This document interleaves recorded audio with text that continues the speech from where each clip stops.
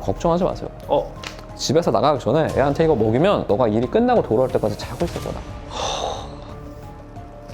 우리는 닥터 프렌즈. 안녕하세요, 닥터 프렌즈입니다. 오늘도 의학의 역사. 근데 기다렸습니다. 이거는 너무 중요한 역사야. 뭘까요? 아편의 역사입니다. 아, 마약이네. 마약의 역사네. 사실 아편은 마약이라고만 폄훼하기에는 좀 문제가 있어. 왜냐면 이건 진통제의 역사이기도 해요. 오피오이드. 그러네요. 지금도 사실 진통제로 쓰이는 그 계열이니까. 인류가 찾은 가장 효과적이면서도 최초의 진통제예요. 물론 남용을 하면 그로 인해서 사망하지만 그쵸. 사실은 아편이 원재료의 이름은 아니고 원재료는 양귀비, 꽃이죠, 꽃. 빨간색 아니야 그거? 색깔이 다양해. 아, 붉은색도 다양해? 있고 뭐 하얀색도 있고 보라색도 있고 색깔이 되게 다양해. 근데 이 꽃이 이렇게 핀 다음에 꽃잎이 떨어지고 나면 여기가 이제 달걀만한 정도의 이제 씨방이 생기는데 지방. 그거를 칼로 째쓰고 흘러나오는 물을 모은 게 아편이야. 와, 그거 어떻게 처음 생각했을까? 그러니까 그걸 어떻게 생각하는지 모르겠는데 방을 보면은 조금 째고 싶게 생겼어. 뭔가 안에 이거 뭐가 있을 것 같은데? 있을 것 같아. 누가 그걸 채로 씹었던지 뭐 그랬을 수도 있고. 뭐 열매 같으니까 느낌이. 근데 그걸 모으면은 이제 그게 아편이 되는데 아편은 대략 한 10%가량의 모르핀을 함유하고 있는, 그러니까 몰핀의 효과를 보는 거지 이게 사실. 위생병이 딱 보고 이거 안 되겠다 싶으면 몰핀 놓잖아요. 맞아. 편안하게 가라고. 페인 샥이라고 통증 때문에 사람이 죽기도 해요. 그런데 그거를 이제 예방하기 위해서 라이언 일병 구하기 보면 진짜 몰핀 막 이렇게 여기 막 몰핀! 왜냐면 막 이거 잘려나갔으면 빨리 수술해야 되는데 몰핀 놔야 되거든. 절단 이런 거는 페인 샥으로 죽어버려. 그거 죽어버리거든. 사람이. 그래서 진짜 중요한 약인데 이 양귀비가 최초로 재배된 곳은 언제고 또 어딜까? 중국에서 많이 이야기가 나와가지고. 중국에서 많이 얘기가 나왔죠? 어. 근데 그거는 아주 후대의 얘기고 자연적으로 양귀비가 최초로 어디서 자생했는지는 알기가 쉽지가 않아. 왜냐면 자생의 경우에는 얘가 이렇게 집단으로 자라지 않잖아. 그러니까 흔적이 남아있기가 쉽지가 않은데 기원전 6,000년 기원전 6천년? 기원전 6,000년 때 지중해 동쪽, 지금 이제 튀르키예 근방에서 이게 재배가 되었다는 흔적을 찾았습니다. 기원전 6,000년이면 얼마나 옛날이냐면 한반도 같은 경우에는 이제 기원전 4,000년에서 3,000년 정도의 신석기 혁명, 드디어 농경사회가 시작이 되는데 신석기 전이네. 근데 식량을 위해서가 아니라 양귀비를 6,000년 전에 이미 재배를 했습니다. 그때는 어떤 목적으로 했을까? 논문을 보면 진통 효과에 대한 집념이었다라고 생각을 하는데 뭔가 제사 이런 거랑 관련이 없나? 그러니까 어떤 환상을 보고 이런 거에 대해서 굉장히 영향을 많이 받았을 것 같아요. 딱 보면 약간 이상한 경험을 했을 거 아니야. 일단 어찌됐든 얘네가 뭐 어떤 용량에 대한 개념이 없으니까 전혀 없지. 당연히 중독이 될 수도 있었고, 마약에 대한 중독은 진짜 정말 굉장히 강력한 게 다른 것에 의해 느낄 수 있는 쾌감의 정도를 낮춰버리거든요. 맞아요. 문제가 그거야. 다른 걸 할 수가 없어요. 근데 이게 봐봐요. 튀르키예에서 6,000년 정도에 재배가 됐어. 근데 이게 얼마나 빠르게 번져나가냐면 이게 신석기 시대입니다. 자동차 없고 말 안 타. 오로지 도보고 바깥에는 온갖 위험이 도사리고 있어. 그러니까 이동이 자유롭지 않은 시대야. 근데 서유럽의 끝, 스페인과 포르투갈에서 재배를 시작했다고 추정되는 연도가 5,400년도. 그거밖에 안 걸렸다고? 600년 만에 유럽의 끝에서 유럽의 끝으로 전파가 된 거예요. 양귀비의 재배가. 마약상이었나 보네. 기원전 4,000년이 되면 영국에서도, 그러니까 섬나라야. 바다 건너 전파가 되고 이게 정말 필수적으로 생각을 한 거지. 필수적인 거야. 특히 메소포타미아를 보면은 즙을 어떻게 채취해야 되는지 석판에 기록이 있습니다. 그리고 이제 또 이집트. 기원전 3,000년 전에 이모텝이라고 그 미라에 나오는 사람 있죠. 왕 아니야 왕? 그 약간 무서운 사람으로 나온 사람. 비나리로 나오는. 근데 이게 문화에 대한 왜곡입니다. 이모텝은 현자예요, 현자. 엄청나게 지혜로운 사람이고 이모텝이 쓴 여러 가지 파피루스 기록들이 이집트 그 3,000년 문명을 규정해. 그래서 이모텝이 쓴 그 의학서에 양귀비가 나와요. 그래서 요거를 진통제로 쓸 수 있다. 근데 과용한 경우에 죽을 수 있으니 정말 죽도록 아파하는 사람한테만 써라. 그러니까 약간 안락사의 개념도 있었던 것 같아 이때 이미. 물론 그게 정확하진 않지만 이제 이집트가 이제 저물고 그리스가 되면은 아편에 대한 언급이 계속 나오는데 혹시 그거 알아요? 호메로스의 시 분노를 노래하셔서 시의 여신이여 뭐 이런 걸로 시작하는 그 유명한 그 그리스 서사시 있잖아요. 거기에도 이제 아편을 섞은 술을 마신 자는 눈앞에서 가족이 죽어도 울지 않는다 뭐 이런 대목이 나올 정도로. 그러니까 이게 이미 진통이 아니라 괴로움이 있거나. 그쵸. 근데 이거에 대해서 이때 사람들은 나쁘다고 생각을 안 해. 했어. 그럴 수 있을 것 같아. 특히 히포크라테스는 중독이나 이런 게 아니라 얘가 이걸 자꾸 찾는 거는 얘가 이걸 이겨내려고 우리 몸이 얘를 이겨내려고 자연스럽게 면역을 갖는 과정에서 나타나는 거고 오히려 아편은 좋은 거다. 봐라. 전에는 이 정도 양만 해도 취했었는데 면역이 생긴 거다. 내성을 그런 식으로 해석을 하는 내성을 거예요? 그렇게 생각을 했던 거야. 아... 일부 진통제로 사용을 했거나 혹은 귀족들이 파티에서 이렇게 사용했다는 기록이 있는데 로마 시대가 지나면서 종교적인 이유, 특히 기독교의 금욕 문화가 이제 번집니다. 그래서 이제 알코올과 마약이 금지가 되는데 이때 이제 가장 강력하게 탄압을 받았던 것이 아편이죠. 이미 로마가 대제국일 때 로마가 국교로 기독교를 선정을 했기 때문에 강령에 있던 모든 국가에서는 이제 아편이 금지가 된 거예요.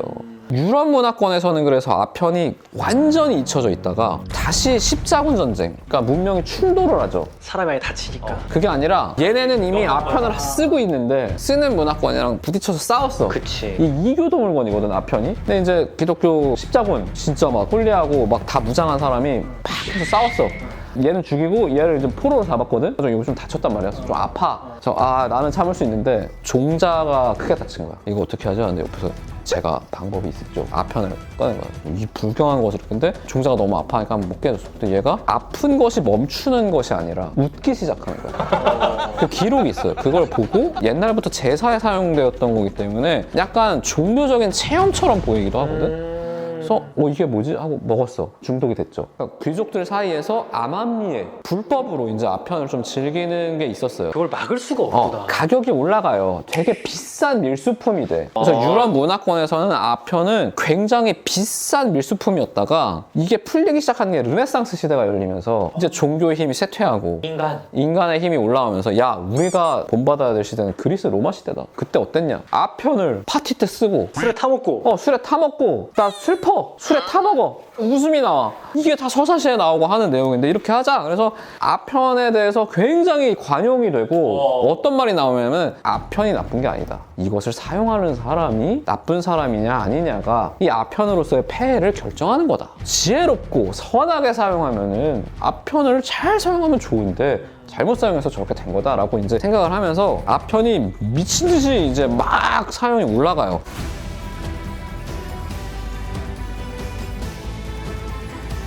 그럼 재배도 막 하나요? 재배도 그냥 막 하고 그러면서 이제 아주 유명한 사람이 나오는데 연금술사입니다. 16세기, 17세기 유럽에서는 연금술사가 실제로 있는 직업이고 굉장히 지식인이었어요. 전문가네, 전문가. 귀족들이 예를 들어서 옛날 귀족들은 공부 안 했거든. 영주님들. 그러니까 내가 그 땅 다스리는데 쉽지가 않아. 막 몇 명 사는지 알아보기도 귀찮고 막 그냥 돈이나 들어오고 나 그냥 사냥 다니고 그랬으면 좋겠어. 그러면 이제 연금술사 같은 사람 써가지고 이렇게 하는 거야. 그러니까 지식인이야 이 사람이. 이 사람이 본명은 모르고 파라켈수스라는 가명을 써요. 파라켈슈스. 켈수스가 고대 로마의 명의라고 알려져 있는 켈수스인데 파라가 그걸 넘어섰다라는 뜻이에요. 그러니까 내가 그걸 넘어섰다라고 한 건데 이 사람이 어떻게 그렇게 건방진 생각을 했냐면 이 사람이 아편을 약으로 써요. 그러니까 아파? 아편 먹어봐. 화가 난다. 화가 나. 화가 난다고. 그러니까 유럽을 떠돌면서 이 사람이 아편을 계속 먹인 거예요. 나중에 취종자들이 생겨가지고 왜냐면 그 수리남 보셨어요? 거기 목사님이 필로폰 짜가지고 주면은 신자들 생기잖아. 그래서 엄청난 명성과 부를 이렇게 쌓았어. 그런 사람이 나올 정도로 유럽이 아편에 아주 그냥 절어져 버려. 아편에 막 그냥 와 미쳤다 이렇게 막 아편에 막 절어져 버려. 그래서 이제 무슨 일이 생기냐? 아편이 이제 약도 아니야. 어떤 제품이 돼서 나옵니다. 약간 뭐 담배 같은. 아니 담배도 아니야. 식품인가, 식품? 식품이 돼서 사탕이야, 나와. 사탕? 사탕 같은 걸로. 이게 17세기 말에서 18세기 초에 아편 팅크라는 음료수가 나와요. 아편으로 만든 음료수예요. 근데 이게 효능이 써 있어요. 감기, 콜레라, 설사, 이질 모든 병에 죽을 병도 되겠지. 다 좋다. 먹다 보니까 아프진 않거든? 어찌 된지 모르겠는데 아프진 않아. 그래서 이게 막 그래도 그때까지는 이게 순수하지 않았어, 아편이. 그러니까 정제되지 않았어. 아직까지는 기술이 강력하지 않아서 그래도 그나마 이게 관용이 될 만한 정도의 수준이었는데 안타깝게도 1803년, 19세기죠. 프리드리 비렐름 제르티르너라는 약제사가 아편에서 모르핀을 정제하는 법을 알아냅니다. 그러면 이제 지금 같으면 어떻게 해? 모르핀이라는 신제품이 나왔으면 이걸 가지고 이제 신중하게 동물 실험도 해보고 이게 해가 되지 않는 방향에서 장점을 빼려고 노력을 했겠지? 이때는 어때? 그냥 해보지. 모르핀을 먹여. 그냥 먹어. 아무 죄책감 없이. 이게 대표적으로 보여주는 사례가 하나 있는데 들어봤을 수도 있어요. 윈슬로 부인의 진정 시럽이라고 혹시 아시나요? 윈슬로 부인은 좀 들어본 적이 있는 것 같아요. 이 부인께서 이거를 만들게 된 계기는 전이가 나면서 이 통증 때문에 아파하는 손자를 보면서 마음이 아팠던 거야. 그래서 내가 이거를 어떻게 해줘야겠다. 1849년에 이 시럽이 나오게 됩니다. 이게 들었다. 진짜 미친 듯이 팔려나가요. 이게 애들용으로 만들어진 건데 나중에 어른도 마셔. 통증이 없어지는 통증이 없어져. 치통. 막 런던 같은 경우에는 이미 실러마가 됐어. 런던은 뒷골목 들어가면 사람들이 노숙하는 사람도 있고 판잣집 같은 데 사는 데 있고 막 다 그래. 엄청 어려워. 이 사람들이 어떻게 살아야 되냐면은 애가 있어도 맞벌이로 나가야 돼. 근데 윈슬로 여사의 진정 시럽을 광고 어떻게 했냐면 걱정하지 마세요. 집에서 나가기 전에 애한테 이거 먹이면 너가 일이 끝나고 돌아올 때까지 자고 있을 거다. 불티나게 팔려요. 계속 맞벌이 부부들부터 해가지고 막 다 사. 이게 언제까지 팔리냐? 1860년대에는 미국으로 수출이 됩니다. 수출까지 돼. 근데 거기서 남북전쟁이 터졌거든? 애 먹으라고 만든 건데 그 다친 사람이 먹어보니까 안 아파? 진정시럽 먹으니까 미친 듯이 팔려가지고 이 윈슬로 부인이 이제 고통의 해방자, 런던의 성녀, 어머니의 친구 이런 식으로 추앙을 막 받아요. 막 팔리다가 1911년에 판매 금지가 됩니다. 왜냐? 이 성분이 이제 뭔지 이제 그때서야 들여다보기 시작한 거예요. 몰핀이야. 치사량이 넘어. 당시에 그래서 이걸로 죽었다고 추정되는 아이들이 굉장히 많습니다. 그렇겠네요. 근데 그때는 이게 아니더라도 죽는 애들이 너무 많으니까 먹이고 일하고 와서 왔더니 애가 죽었어. 그러니까 이게 그냥 이것 때문에 죽은 게 아니라 우리 애기가 죽었구나. 그래서 이제 시럽을 범인으로 지목을 못한 채 몇십 년이 지난 거야. 그런 또 슬럼 이런 거는 또 죽을 이유가 많지. 워낙 가면 죽음이 가까이 있었으니까 뭐 배고픔. 몰랐던 거야. 몰핀을 그냥 먹었던 거예요.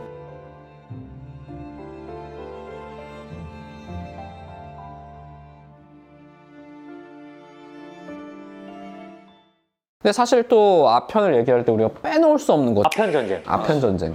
뭐 이건 복잡하게 얘기하면 너무 기니까 영국이 이제 차 무역 때문에 중국이랑의 무역에서 엄청난 손해를 보고 있었죠. 은을 계속 잃고 있었단 말이야. 그래서 아편을 청나라의 문화에 맞춰서 개량을 합니다. 아편이 원래 먹는 거야. 근데 청나라는 피우잖아, 담배를. 그거에 맞춰가지고 아편을 피울 수 있게 만들었어요. 기가 막히게 또 개량을 했네. 근데 이게 우연히 기화했더니 더 중독성이 강해. 그렇게 진짜 빠르게 흡수되니까. 훨씬 빠르게 흡수가 되니까. 그리고 아편굴이라는 게 생기면 여기는 내가 안 피워도 들어가면 몽롱해. 이거 마시면 바로 비비비 통과. 그냥 바로 들어가니까. 그래가지고 마시면은 점막으로 확 들어가니까. 이게 그래서 청나라에 막 어마어마하게 피해를 준단 말이에요. 근데 그걸 보면서 이제 1900년도가 지나면서 이거 아편이 어마어마하게 위험한 거구나. 그때부터 이제 이 아편에 대해서 조심을 해야겠다는 생각을 점점 하게 되는 거예요. 근데 한편으로는 아편이 기침이나 이런 것도 억제하는 게 너무 강력해. 이걸 포기하기가 싫어. 그래서 이거를 계속 연구를 하는데 엄청난 약이 나옵니다.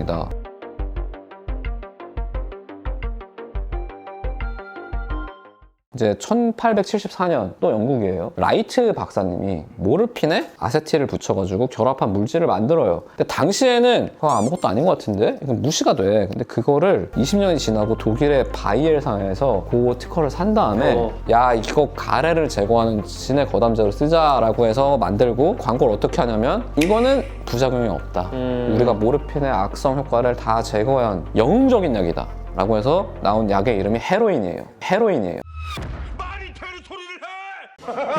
영웅이야, 영웅. 근데 헤로인이 그래서 그때 불티나게 팔려갑니다. 왜냐면 먹으면 기침을 안 해. 그리고 기침은 안 하는데 약을 자꾸 먹게 돼. 왜냐면 이게 몰핀보다 중독성이 훨씬 비할 수 없이 높아요. 헤로인은 한 번만 해도 거의 중독이 될 수가 있어. 심지어 그리고 헤로인은 어떤 방식의 마약이냐면 아까 말했듯이 마약이 약간 다른 즐거움을 낮춘다고 했잖아. 헤로인은 엔돌핀 계열을 망가뜨립니다. 그래서 한 번 하고 나면은 엔돌핀이 안 나와. 혹은 나와도 수용체가 망가져서 통증을 느껴요. 이게 효과가 사라지면. 그래서 다시 헤로인을 해야만 이게 없어지는 거예요. 그러니까 이게 고통을 수반하는 마약이야. 진짜 최악의 마약이 나온 건데 그게 약으로 팔아먹었잖아. 그래가지고 이게 그때 어마어마하게 번졌고 지금도 음지에서 돌아다니죠, 헤로인이. 마약엔 또 양대산맥이 하나 더 있어요. 코카인이라고. 나르코스. 네, 나르코스. 베드로. 조금 다른 역사를 가지고 있는 코카인에 대해서도 한번 다뤄볼 예정이고 마약도 보니까 진정스럽을 보면서 저는 진짜 어이가 없었어요. 애들이 그렇게 많이 죽었는데도 조사도 한 번도 안 했고 그렇게. 60년을 넘게 시판이 됐다는 게 어마어마한 역사를 가지고 있습니다. 그런 무지와 희생을 통해서 우리가 드디어 마약의 폐해를 알게 됐고 이제는 그런 일이 없다는 거. 감사하죠 사실은. 다음에도 제가 또 다른 의학의 역사를 가지고 찾아오도록 하겠습니다. 네, 감사합니다.